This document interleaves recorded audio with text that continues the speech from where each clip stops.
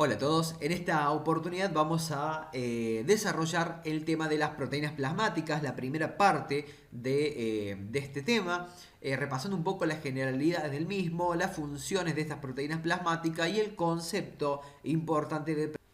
Como siempre, a modo de generalidad, recordemos, las proteínas plasmáticas, tal como nos indica su nombre, son macromoléculas proteicas que están presentes en el plasma sanguíneo. Estas proteínas, estas macromoléculas, son de síntesis hepática. La mayoría de estas proteínas plasmáticas son sintetizadas en el hígado, ¿sí? Pero no todas ellas. Y cuando las cuantificamos, su concentración total oscila entre los 7 gramos a los 7,5 gramos por decilitro o gramos por ciento, ¿sí? Hago una aclaración, todos los valores del laboratorio que vaya nombrando a lo largo de los distintos videos, sabemos que pueden estar sujetos a variaciones dependiendo los diferentes laboratorios, pero los valores en este caso de las proteínas totales oscila entre los 7 y 7,5 gramos por decilitro. Estas proteínas plasmáticas las podemos encontrar tanto como proteínas simples o como proteínas conjugadas. Dentro de este grupo de proteínas conjugadas encontramos las glucoproteínas, es decir, la mayoría de estas proteínas plasmáticas son glucoproteínas.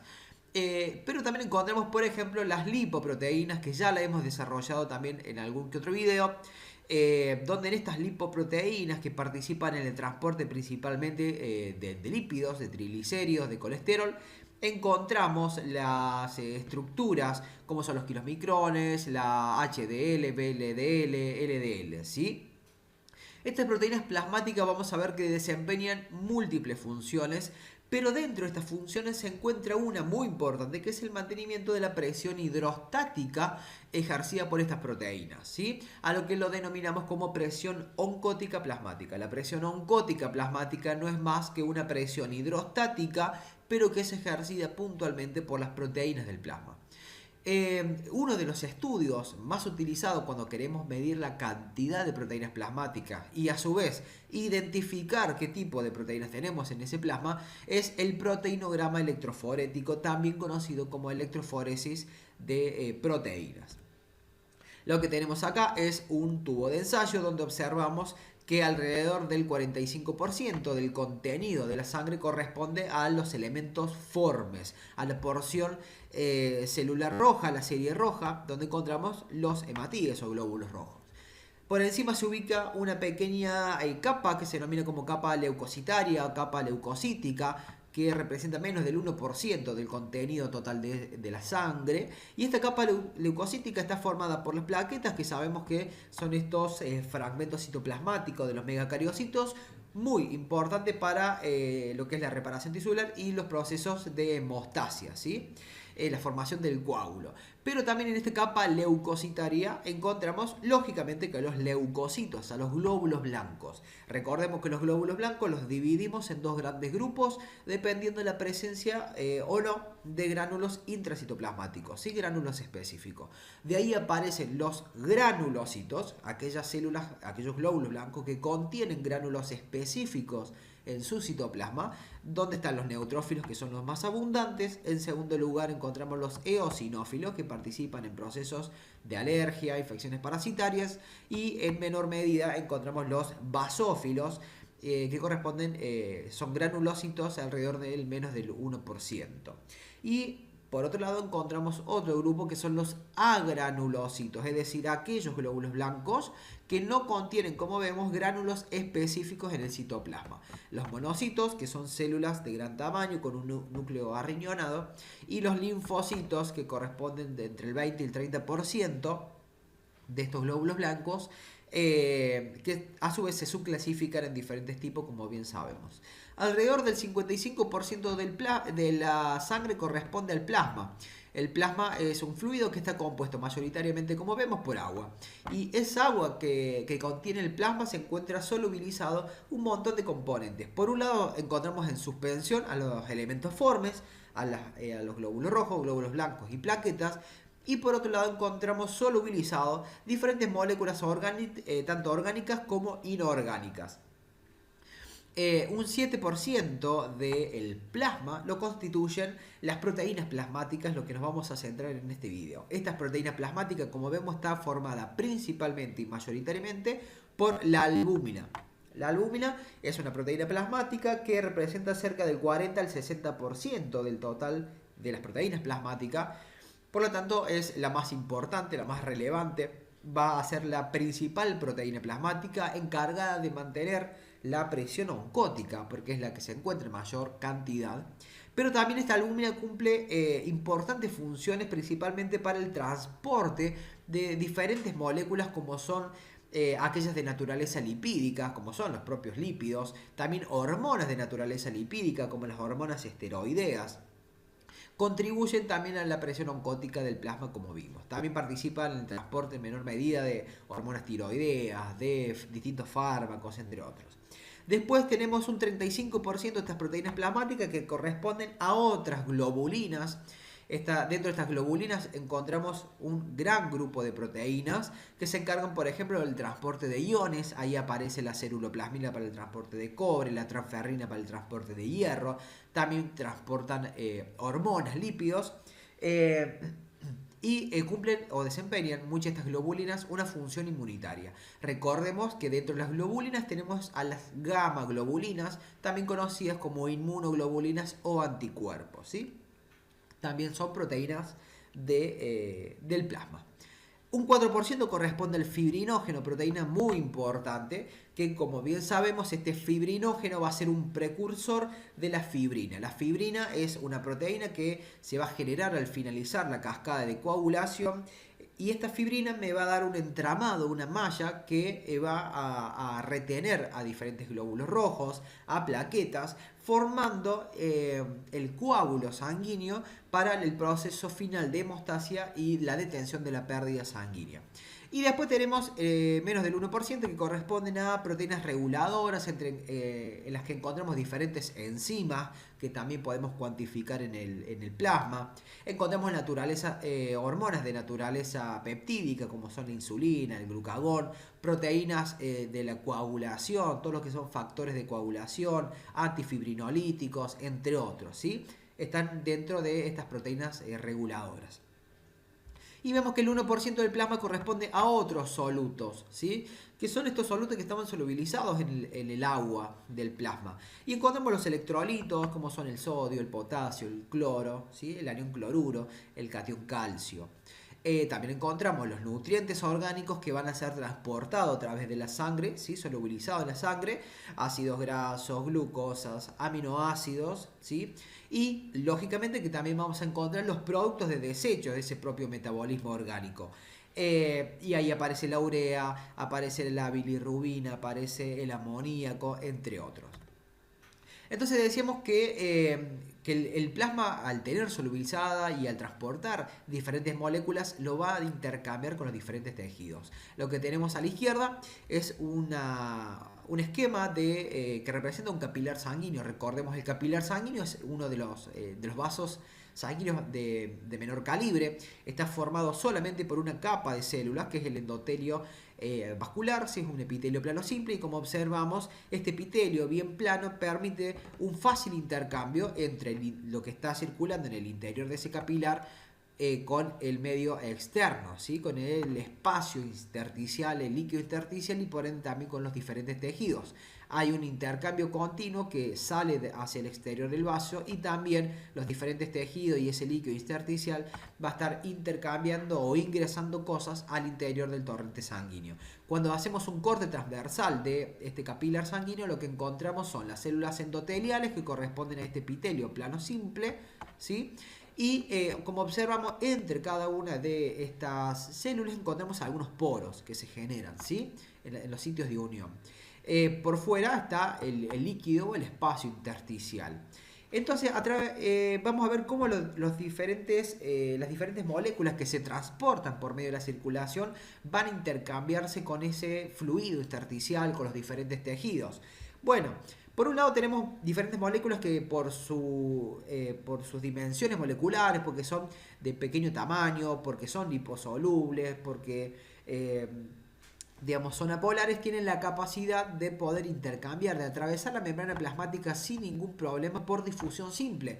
Recordemos, los gases y todas aquellas sustancias que son liposolubles van a poder intercambiarse a través de difusión simple, van a atravesar la membrana plasmática, que también es de naturaleza fosfolipídica, por lo tanto no habría ningún problema, ¿sí? Este intercambio gaseoso que ocurre a nivel de los capilares con los tejidos ocurre por una difusión simple. Otro tipo de transporte se da a través de estos poros, que existen entre las células endoteliales. En estos poros lo que va a pasar es que el agua contenida en ese plasma va a intercambiarse con el fluido intersticial y viceversa.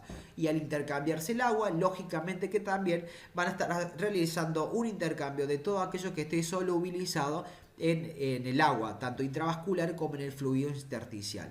Entonces es a través de estos poros donde se va a realizar también un intercambio, por ejemplo, de electrolitos como son el sodio, el potasio, de nutrientes como son la glucosa, los aminoácidos, y por otro lado los tejidos le van a devolver hacia el interior del plasma los desechos, ¿sí? La bilirrubina, la urea, amoníacos, entre otros. Ahora podemos tener proteínas, moléculas de mayor tamaño, como son algunas proteínas, algunos péptidos, los cuales no pueden utilizar estos mecanismos de difusión simple o de transporte a través del poro por sus características estructurales.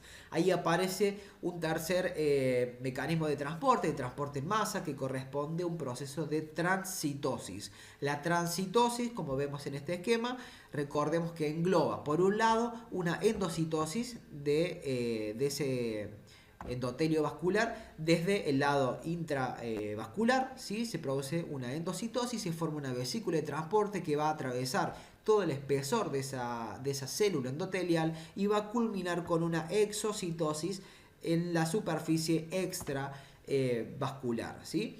Este proceso, este acoplamiento endocitosis a exocitosis, se denomina como transcitosis, ¿sí? Y tenemos algunas estructuras algunas moléculas que por sus características estructurales y químicas no van a poder intercambiarse con el espacio intersticial a través de ninguno de estos mecanismos. Y estas son las proteínas plasmáticas. Las proteínas plasmáticas entonces van a ser macromoléculas proteicas que van a estar circulando continuamente en el plasma sanguíneo, que no van a tener la capacidad de intercambiarse con ese espacio intersticial por sus dimensiones y sus características químicas, ¿sí? Entonces es importante recordar esto, que estas proteínas plasmáticas en su mayoría van a conservarse en el interior de la circulación. Entonces decíamos que una de las funciones principales de las proteínas plasmáticas era el mantenimiento de la presión oncótica, la presión hidrostática ejercida por proteínas. Recordemos que el sistema linfático se encarga de reabsorber mucho líquido, y esa linfa se va a volcar a la circulación nuevamente. Cuando tenemos el plasma sanguíneo total, sabemos que va a circular por territorio arterial, y al llegar al lecho capilar, donde encontramos la anastomosis arteriovenosa para el intercambio de nutrientes y desechos en los tejidos, vemos que en el polo arterial de estos capilares, como observamos acá del lado izquierdo, vamos a encontrar un juego de presiones. Es decir, cómo hacen los capilares para intercambiar agua, electrolitos, nutrientes y desechos con el líquido intersticial, con los diferentes tejidos, a través de un juego de presiones, ¿sí? Entonces, vamos a ir analizando cada una de ellas. Aparece la presión hidrostática de la sangre. La sangre, dijimos, tiene alrededor del 92% de agua, ¿sí? Por lo tanto, el agua del plasma lo que va a hacer es ejercer una fuerza, una presión sobre las paredes de ese capilar. Esa es la presión hidrostática, y por lo tanto, ¿qué va a intentar hacer el agua? Salir de ese capilar, ¿sí? Esa fuerza que es hacia afuera, hacia las paredes del vaso, es porque el agua intenta salir de la circulación. Esa presión hidrostática corresponde, es de aproximadamente unos 35 milímetros de mercurio, y por lo tanto es una presión, una fuerza que se dirige hacia afuera, porque el agua intenta salir hacia el exterior del vaso. Ahora tenemos otra presión, que es la presión oncótica del líquido intersticial. Así como el interior de, digamos, la sangre tiene proteínas plasmáticas que ejercen una presión oncótica, afuera de los vasos sanguíneos, en ese líquido intersticial, encontramos también proteínas, ¿sí? En menor cantidad. Y estas estas pocas proteínas que encontramos en ese líquido intersticial también van a ejercer una presión oncótica. Pero esa presión oncótica vemos que es de menor magnitud, es de 1 milímetro de mercurio. La presión oncótica, para que lo grafiquemos de alguna forma, es como si las proteínas intentaran retener el agua, ¿sí? Quisieran atraer el agua hacia ellas. Eso es la presión oncótica. Por lo tanto, si yo tengo, en este caso en el líquido intersticial, tengo proteínas, ¿qué van a intentar hacer esas proteínas? Atraer el agua hacia ellas, ¿sí? Pero como son pocas proteínas, vemos que esa atracción es de 1 milímetro de mercurio y por lo tanto el agua igualmente intenta salir porque es atraída por estas proteínas. Ahora tenemos una fuerza opuesta. Tenemos que en el interior de la sangre, ya vimos, circulan las proteínas plasmáticas que no pueden abandonar la circulación. Entonces, las proteínas plasmáticas van a ejercer una presión osmótica coloidea de la sangre, ¿sí? Por sus siglas, también conocida más fácilmente como presión oncótica. Es decir, las proteínas plasmáticas que están en el interior del vaso sanguíneo también van a intentar retener el agua, van a intentar atraer el agua hacia ellas, retenerlas en el interior de la circulación. Y esa presión por la concentración de proteínas que tenemos es mayor, es de alrededor de unos 26 milímetros de mercurio. Entonces, como conclusión, ¿el agua entra o sale del polo arterial de este capilar? Ahí tenemos que calcular lo que se denomina como presión neta de filtración. ¿Cómo calculamos la presión neta de filtración? Sumando y restando las diferentes presiones, ¿sí? Que intentan que el agua salga e intentan que el agua ingrese o quede en el interior del vaso sanguíneo. Entonces tenemos que la presión neta de filtración en el polo arterial, en el extremo arterial de ese capilar, tenemos por un lado 35 milímetros de mercurio de la presión hidrostática que están haciendo que el agua salga, más 1 milímetro de mercurio que también está haciendo que el agua salga, que está ejercida por estas proteínas de líquido intersticial, menos una fuerza, una presión que se opone a estas, que es de 26 milímetros de mercurio y corresponde a la presión de las oncóticas plasmáticas, ¿sí? A la presión que ejercen las proteínas del plasma. Cuando hago el cálculo me da una presión neta de filtración de más 10 milímetros de mercurio. Es una presión positiva y por lo tanto vemos que dominan las fuerzas que intentan sacarme el agua. Por lo tanto, en el polo arterial el agua finalmente va a salir de la circulación, ¿sí? Al intercambiarse agua, por lo tanto, en ese polo arterial se van a estar intercambiando electrolitos, se van a estar cambiando nutrientes, ¿sí?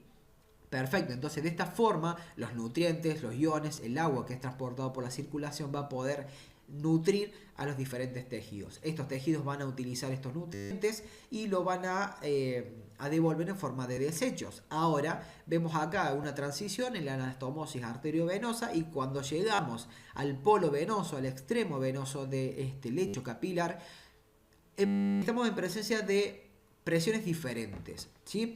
Por un lado tenemos que la presión hidrostática ha caído a 16 milímetros de mercurio. Esa presión que antes era de 35, ahora es de 16. ¿Y por qué ha disminuido la presión hidrostática en la sangre? Porque decíamos que la presión hidrostática era la presión que era ejercida por el agua que estaba dentro del vaso sanguíneo. Como yo acá perdí agua porque se me escapó de la circulación, si se filtró hacia el exterior, acá lógicamente que la presión que va a ejercer la poca agua que quedó en el interior de la circulación va a ser menor. Por lo tanto, en el polo venoso la presión hidrostática es de 16 milímetros de mercurio.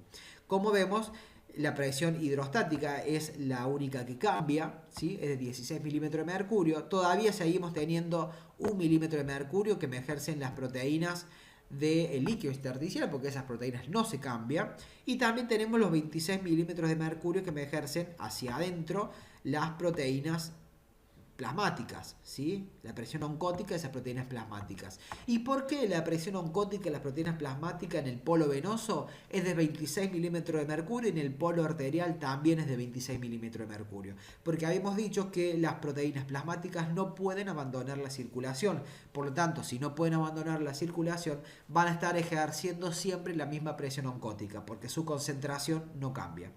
Ahora cuando vuelvo a hacer el cálculo me da que la presión neta de filtración en el extremo venoso es de menos 9 milímetros de mercurio. Es una presión negativa, por lo tanto hay una reabsorción. El agua intenta ingresar de vuelta a la circulación a través del polo venoso. De esta forma, el agua vuelve a ingresar a la circulación y junto con ella arrastra a los diferentes desechos del metabolismo tisular, como son la urea, la bilirrubina, el amoníaco, ¿sí? Entre otros. Lo que tenemos acá entonces, como decíamos, uno de los principales condicionantes de la presión, de este intercambio en realidad de líquido a nivel del lecho capilar son las proteínas, ¿sí? Por lo tanto, cualquier variación de las concentraciones de proteína va a repercutir en variaciones de la presión oncótica y por lo tanto variaciones en estas presiones y en este intercambio de líquido con el espacio intersticial. Acá tenemos nuevamente el esquema. Desde el polo arterial de esos capilares tenemos una presión neta que es de filtración, el agua intenta salir. Acá en el término medio, en la anastomosis arteriovenosa, es una presión, digamos, de filtración, pero que es de 0 milímetros de mercurio, se mantiene como sin un movimiento neto, y finalmente en el extremo venoso, como vimos, había una presión negativa de entre menos 7 y menos 9 milímetros de mercurio que hace que el agua se reabsorba, ¿sí? Pero siempre se mantenía constante la cantidad de proteínas. ¿Qué pasa si yo pierdo proteínas por alguna patología puntual? Hay múltiples patologías en las cuales las concentraciones de las proteínas plasmáticas disminuyen. Entonces, si disminuyen la concentración de las proteínas plasmáticas, va a disminuir la presión oncótica y por lo tanto van a predominar las fuerzas de filtración. Por lo tanto, en el polo arterial, al haber pocas proteínas plasmáticas en el interior del vaso, el agua se va a filtrar en mayor cantidad. Y al filtrarse en mayor cantidad, ¿qué va a pasar? Cuando se quiera reabsorber, como la presión oncótica, porque las proteínas plasmáticas están disminuidas, esa reabsorción va a estar en menor medida, se va a reabsorber poca agua, ¿sí? Porque han disminuido la concentración de proteínas, ¿sí? Entonces, al filtrarse mucho y al reabsorberse poco, el agua va a quedar estancada en ese espacio intersticial, dando un cuadro de edema. Como vemos acá en la foto, tenemos un miembro inferior donde se practica el Godet, ¿sí? Y observamos la depresión que existe, ¿sí? En la superficie, precisamente por la acumulación de agua en ese espacio intersticial, se queda, digamos, deprimida la superficie, precisamente, bueno, por este cuadro de edema, por toda esta agua que está retenida en ese espacio intersticial por una disminución de la presión oncótica, ¿sí? El edema también se puede explicar por otras causas. Lo que tenemos acá son algunos ejemplos de las distintas proteínas plasmáticas. Recordemos la albúmina, la más abundante, entre el 40 al 60%, que se encarga principalmente del mantenimiento de la presión oncótica, pero también cumple otras funciones, entre ellas el transporte, por ejemplo, de ácidos grasos, de bilirrubina, de múltiples drogas, ¿sí? Como son los AINES, los antiinflamatorios no esteroideos, en menor medida el transporte de hemo, de tiroxinas, ¿sí? De hormonas tiroideas y de cortisol. Las apolipoproteínas, que ya las conocemos también, son aquellas lipoproteínas que forman parte de los kilomicrones de la HDL, LDL, y por lo tanto se encargan del transporte de lípidos, como son los triglicéridos, fosfolípidos, colesterol. En menor medida también pueden transportar hemoglobina, que está libre. La hemopexina también es una proteína que se une a la hemoglobina para poder rescatar, digamos, el hierro que está contenido en ese grupo hemo. Entonces la hemopexina es como que secuestra a los grupos hemos que están dando vuelta en el plasma, que están libres, y los lleva hacia el hígado para poder reutilizar el hierro que está presente en ellos. La transferrina son globulinas que se encargan del transporte de hierro. Ceruloplasmina también son globulinas para el transporte de cobre. La prealbúmina, sí, que es similar estructuralmente a la albúmina, que se encarga del transporte de hormonas tiroides y vitamina. La transcortina para el transporte del cortisol y la transcobalamina, tal como lo dice el nombre, para el transporte de la cobalamina, ¿sí? La vitamina B12. Después encontramos también otras proteínas como son la aptoglobina, que la vamos a desarrollar para también este rescate de los grupos hemo, los distintos factores de coagulación, el angiotensinógeno, súper importante en el eje del sistema renina-angiotensina-aldosterona. Este angiotensinógeno es un precursor de la angiotensina, ¿sí? Que cumple muchas funciones en el organismo. La alfa-1 antitripsina, que nos va a sonar a muchos de nosotros, las proteínas del complemento, ¿sí? Y fíjense que todas todo lo que es la coagulación sanguínea, está presente en múltiples proteínas plasmáticas. Los factores de coagulación, los inhibidores de la coagulación, son todas proteínas, son de naturaleza proteica, y fíjense que la mayoría de ellos son de síntesis hepática. Por lo tanto, no es de sorprendernos que cualquier alteración del funcionalismo hepático pueda repercutir sobre la coagulación del paciente. Por lo tanto, pacientes, por ejemplo, con cirrosis alcohólica, no es raro encontrar también alteraciones de su coagulograma, ¿sí? Fíjense todo lo que son los factores de coagulación, que son procoagulantes, son de síntesis hepática y son proteínas. También los anticoagulantes como la antitrombina 3, como las proteínas C y S, súper importante. También fíjense de síntesis hepática, son proteínas. Los fibrinolíticos como el plasminógeno, la uroquinasa, fibrinolíticos, también son todas proteínas.